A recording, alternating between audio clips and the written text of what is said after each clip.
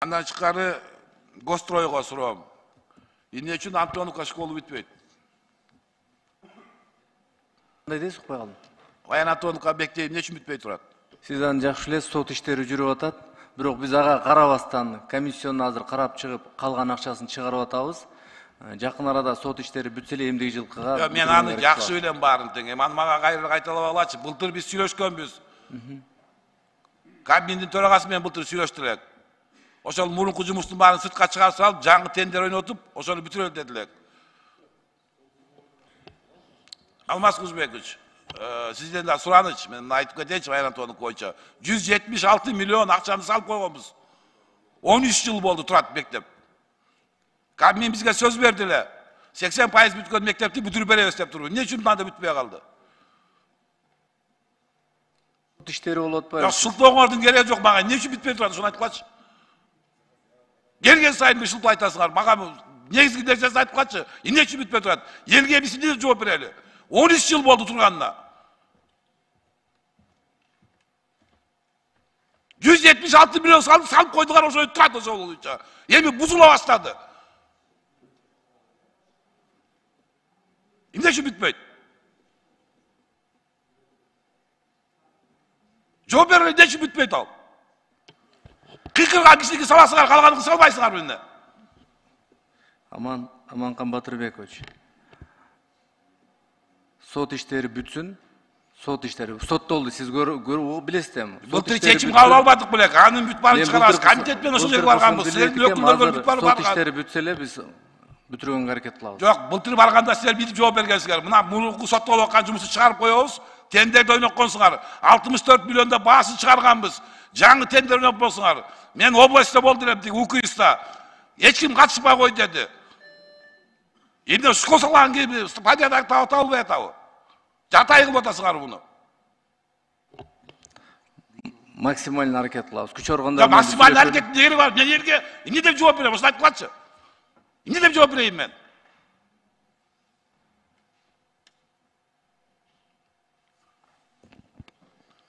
Алар Бактаевич, карап берсеңиз, ушул мектеп боюнча 176 миллионду салып койду элек. 13 жыл болду бул мектеп турганына. Эртең бүрсү күнү мен тиги жаңы Акылбек Үсенчи мен 2 жумада чогулабыз силер менен. Ошол маселе боюнча. Дайынданып туруп жооп бериле бул боюнча. Бул маселе боюнча. Анан доктор Гүлайым, мектептер боюнча мен сразу сизге кайрылып кетейин. Сокулук районунда жетим балдарыбызбы силерге эмне? Былтыр келип какшады элем Гостройдун өкүлдөрү, урматтуу министр финансов Алмаз мырза. Эң көп Кыргызстанда окуган ушул Сокулук району. Доктор Гүлайым, канча Кыргызстанда эң көп бала окуган мектеп кайсы жерде? Жок, ошону айтып коюңуз, кайсы жерде? Мектептин эң көп окуган жери кай жерде? Ички миграция боюнча Сокулук районунда. Сокулук району туурабы? 5100 бала бир мектепте окуйт азыр. 5100 бала. Экинчи мектепте 4500 бала окуп атат. Качан карап билесиңер муну? Баштадыңар, мына Гострой. Фундаментин куюп койдуңар, турат ошо бойдон. Бул эмне кылганыбыз? Кандай быйылкы жылга бюджетке кирбептир эчтеке? Эмнени карап отурасыңар? Биз кабыл алдык, көзөмөлдөйбүз. Эмнени көзөмөлдөдүңөр? Келген иштин баары көзөмөл кылып атат. Чогуу барып атасыңар менен ошол жерге. Бирок эмнени чечтиңер? Дагы кошумча жүрүп жаткан курулуштардын жүрүшү. Кайсыл кошумча? Ата-энелерге мен эмне жооп берейин? Айткылачы мага, мен эмне жооп берейин ата-энелерге? 5000 бала окуп аткан жерге эмне деп жооп берейин мен? 5100 бала окуп атат бир мектепте. Внутренний миграциянын баары Чүй областында. Эмнени карап отурабыз анда? Аракетиңер алып, кагаз түрүндө мага жообуңарды бергиле бул боюнча. Андан чыккары, доктор Гүлайым, ал жерде 5-6 мектеп боюнча болот. Өзүңүз барып контроль кылып, бүгүн киргизип бергиле бюджетке. Дополнительный киргизесиңер, кандай кыласыңар? Мен эми бул жерден катуураак айтканга кечирип койгула. Бирок мен ошого жеттим уже. Сосфордтун өкүлү Деңиз мырза, 8 жыл болду. Бала бакчаны ээлеп отурасыңар. Эмне үчүн чыкпай атасыңар? Крупская өкмөтүндөгү мектептен Сосфордтун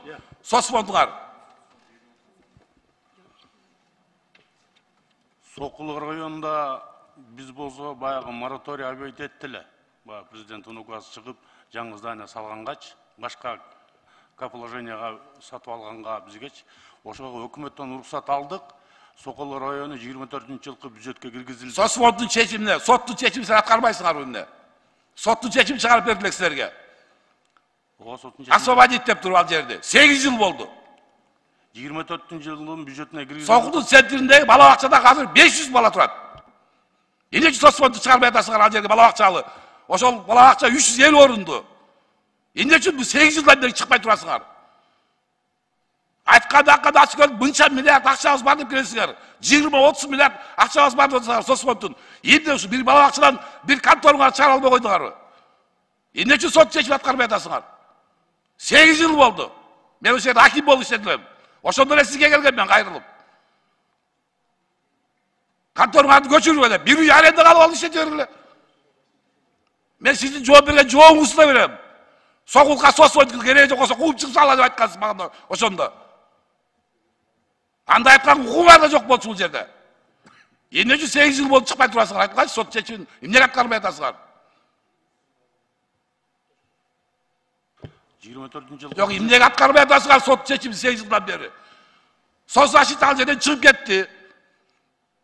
Берки нотариустар чыгып кетти. Үчөө куротуучулар ошол жерде 3 контора. Бир контора соцфонд гана чыкпай турат. Эмне чыкпай атасыңар? Келген сайын ошол жерде министрлерге акча, силерге акча, мен качан чыгарасыңар деп. Эмнеге чыгарбай атасыңар? Соттун чечимин эмне үчүн аткарбай атасыңар? Жылына айтасыңар бюджетке залажыл деп, жылына айтасыңар. Кана залажыл экениңер? Быйыл дагы эчтеке жок экен. Бюджетти карап чыктым мен азыр. Качан маселе чечилет? Ойлонайын. Чечесиңерби, же эмне кыласыңар? Мен сизге айттым го, 24-жылдын бюджетине каралды акча каражат. Ошондо 24-тө бюджет беребиз. Жок, анда мен силерди сотко берейин, 8 жылдан бери аткарбай аткандыгыңар үчүн анда. Соттун чечими бар да чыгаргыла деген, освободить деген. Кандай жылдан эле силер бюджетке салыш десиңер?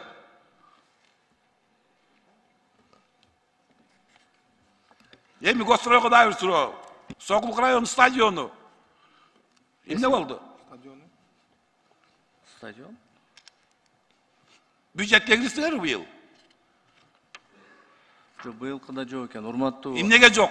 Аманкан Батырбекович, мен сизге жооп берип коеюнчу. Сиз бизге керексиз, аябай кыйкырып атасыз. Ден соолукта да карайлы. Урматтуу президентибиздин тапшырмасы менен Чүй областында 12 мектеп бүтүп атат.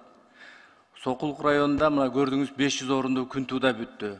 Адыр Айтматов мектеби 500 орунду ал бүтөт. Мен сизге азыр стадион боюнча айтып атам. Стадион эмне үчүн бүтөт атат? Стадионун бизде жок экен. Эмки жылга карап берели. Анан мектептер боюнча азыр эми жок, стадионду бүтүп атат. Ал мен силердин жооңарды жакшы билем. Стадионду 19-18 жылы премьер-министр келип туруп 38 миллион акчаны бөлүп берем деп туруп 5 миллион сом акчасын бөлүп бергенсиңер.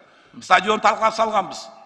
Жалгыз стадион, 400 миң населениясы бар районго жалгыз стадион. 5 миллион акчаны бөлүп бердиңер. 4 жыл болду, стадион турат, талкаланган боюнча. Мен жаштарга эмне деп жооп берейин? Кандай айтайын десе, мындай уже ушуга жетти кыйкырганга. Кыйкырбаңыз, 24-ке киргизели. 24-ке киргизели. Мына Минфинда угуп атат. Мына министрда 24-ке киргизели. Стадион эмне үчүн кирген жок бюджетке? Мен бюджетти карап чыктым азыр. Эми сиз көрүп атпайсызбы? Аманкан Батырбекович, канча деген курулуштар жүрүп атат Кыргызстанда. Мунун баары бюджеттен кетип атат. Көрүп атпайсызбы мына? Мындай болгон эмес тарыхта. 100 мектеп деген. Анан стадиону да, бала бакчасы да баары бүтүп атпайбы? Эми сиздикин киргизип берели? Көп кыйкырбаңыз, эми сиз керексиз да бизге. Баарыбыз эле бир ишти бүтүрүп атпайлыбы? Канча деген депутаттар бизге колдоо көрсөтүп атат. Чогуу жүрүп атабыз. Анан эми көп кыйкыра бербелем. Жума күнүндө сабырдуулук бололчу агай. Сураныч. Мага мен Сокулук районунун шайлып келген эл өкүлүмүн. Эске алабыз. Сиздики мына бардыгыбыз уктук. Мен Сокулук району боюнча сурап атам. Сиздикин кандай? Эске алалы. Мен мындай урматтуу кабинет өкүлдөр, урматтуу депутаттар, мына туурачын коголачы. Мындай ачыгын айтайын. 6 мектебибиз 6 одан бүтпөй турат. Стадионду буруп коюп, ошол жерден турабыз. Бала бакчабыздан чыкпай атсак, жолубуз салынбай атса, мен эмнени айтайын? Кантип анан эмоция калтырбайм мен анда. Келген сайын ушу выступать этем, айтам. Бирок бир аткарылбаса мен эмне деп айтайын? Быйылкы жылдын бюджетине кирбей калса мен эмне деп айтайын анда?